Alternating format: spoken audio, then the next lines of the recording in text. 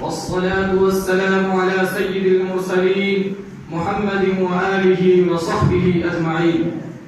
أما بعد، فسيادة رئيس الحفل المبجل وحضرات الحكم وإخواني وزملائي، من بواعث الفرح والسرور أن أتحدث أمامكم حول الموضوع المحدد: مشاكل العالم وكيف يعالجها الإسلام. سادتي وزملائي، إن العالم الذي نعيش فيه قد زادت فيه مشاكل وأزمات كثيرة متنوعة لا تعد ولا تحصى. فهناك مشكلة المال والمعيشة، ومشكلة العلوم والإيديولوجيات، ومشكلة الأفكار والنظريات، ومشكلة العقوبات والتعزيرات، ومشكلة النزاع والصراع، ومشكلة الخلافات والعداوات، ومشكلة انتشار الفواحش والمنكرات، ومشاكل كثيرة تفاقمت وعلت وازدادت وكثرت وضاعت وانتشرت وتقدمت وازدادت وزادت وغلبت، حتى أصبح الإنسان لا يكاد ينفرد من مشكلة إلا ويقع في مشكلة أخرى، ويفر من هنا إلى هنا، ومن باب إلى باب، ومن دار إلى دار، ومن عتبة إلى عتبة، ويلتمس الاستقامة والطمأنينة، ويتبلبل تبلبل البعير الأجرب، ويتألم تألم الجندي المظلوم لا يجد له قرار، ولا يدرك المخلص من المشاكل والمتاعب، وكيف يجد وتستقل نفسه مع أنه يلتمسه في غير موضعه، ولا يلتفت إلى ما فيه نجاته وخيره وصلاحه. سادتي وزملائي، إن العالم الذي لا يستطيع الخروج من هذه المشاكل والأزمات إلا بما استطاع به الخروج في الزمن الأول، ولا يقدر على ذلك إلا بالإسلام، دين الفطرة والهدى والحق والصراط المستقيم الذي يرشد الناس إلى الخير والبر. إنه دين يحل لهم الطيبات ويحرم عليهم الخبائث،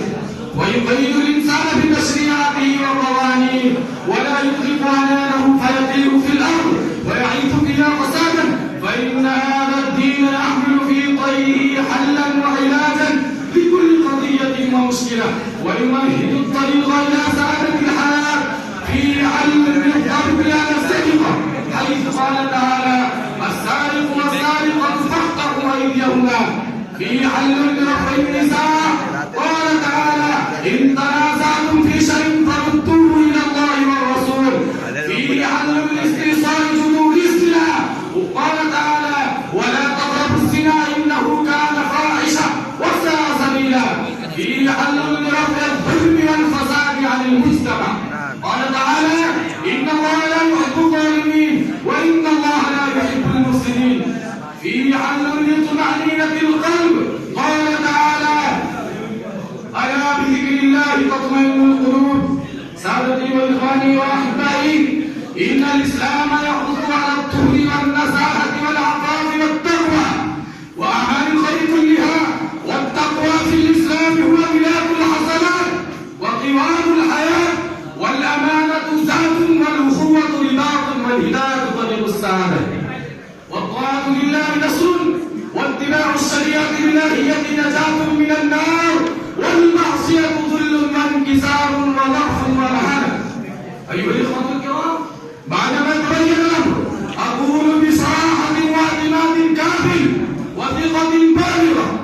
أن العالم ليس له منج ومخلص إلا الإسلام، ولا يستطيع مقاومة المشاكل المباخرة في الأرض إلا بتعاليمه، وليست له قوة أن تخرج من هذه الأزمات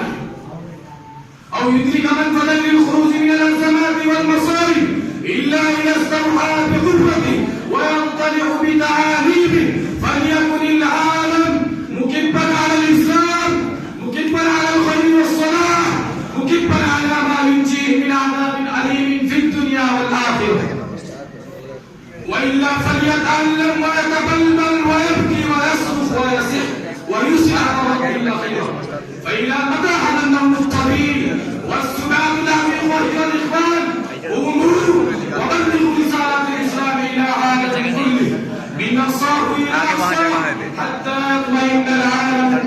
بأن الإسلام هو بديل وهو الحل في هذا العصر وكل العصور. واكتفي بهذه الكلمات وآخر دعوانا الحمد لله رب العالمين.